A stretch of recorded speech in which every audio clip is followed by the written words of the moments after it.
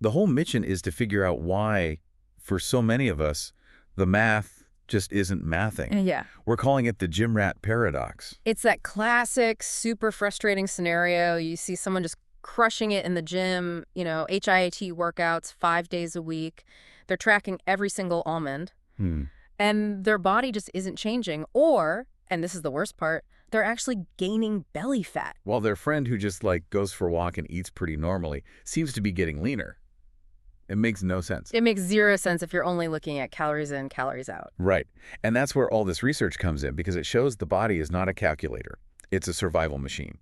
And the driver at the wheel seems to be cortisol. Yes. We have to completely reframe cortisol. In wellness culture, it's always the bad guy, right? The stress hormone that's out to ruin your gains. The villain. The villain. But biologically, it's a survival signal. Its only job is to keep you alive through a famine or, a tiger attack. So if I'm panicking over work emails and then doing burpees until I feel sick, my body has no idea. I'm just trying to look good for vacation. None. It thinks you are running from a predator in an environment where food is incredibly scarce. Wow. And that perception, that stress signal, is what triggers the first major concept in our stack, adaptive thermogenesis. Okay, so break that down. What is that in simple terms? It's basically your body hitting the metabolic brakes. When the stress inputs go way up and the calorie inputs go way down, your metabolism doesn't just, keep burning at the same rate. It adapts. It slows down. I'm picturing like a bank during a recession. That's a perfect analogy. If the economy is tanking so high stress, low resources, the bank isn't going to keep handing out loans and spending money. It freezes assets. That's it, exactly. Your brain is the bank manager. It perceives this crisis, and it immediately cuts the budget for all the non-essential departments.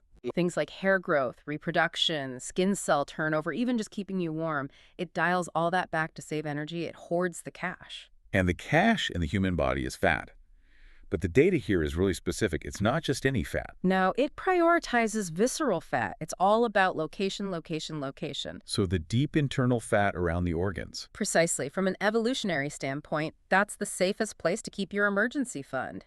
It's right next to the liver for quick energy access, and it literally pads your vital organs. So the harder you fight your body with stress and restriction, the harder it fights back to protect that specific area. Oh.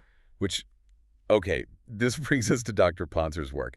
This part was wild. The constrained total energy expenditure model. This changes everything.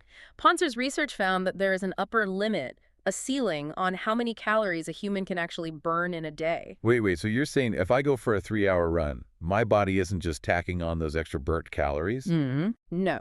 Once you hit that ceiling, your body has to pay for that run somehow.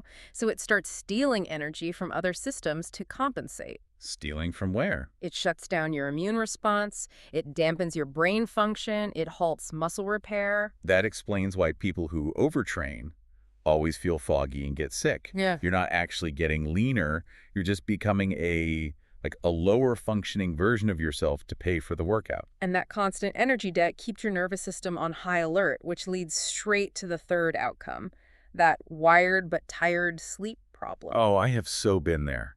You're exhausted all day, you can barely function, but the second your head hits the pillow at night, boom, wide awake. That's the cortisol. It's keeping the scanner running. Your body thinks there's still a threat out there, so it won't let you go into deep restorative sleep. You might even jolt awake at 3 a.m. just ready to fight. And that lack of sleep just loops right back, signaling even more scarcity, which tells the body to lock that visceral fat down even tighter. It's a self-perpetuating cycle, a trap. So when you lay all this evidence out, the so what is pretty clear. We have to stop trying to wage war on our own physiology. The goal isn't to force your body to submit. It's to make it feel safe enough to finally lower its defenses. When the bank manager feels secure, he finally opens the vault. Exactly. And if you want to get into the specifics of how to signal that safety, you have to check out the full video series we've saved in our playlist. We have other deep dives on the inflammation loop and how alcohol can trick the liver into storage mode. Yeah, they all connect. It's definitely worth watching to get the whole picture. So as you go about your day, maybe ask yourself this one question. Is your routine signaling safety, or is it screaming starvation? Thanks for listening.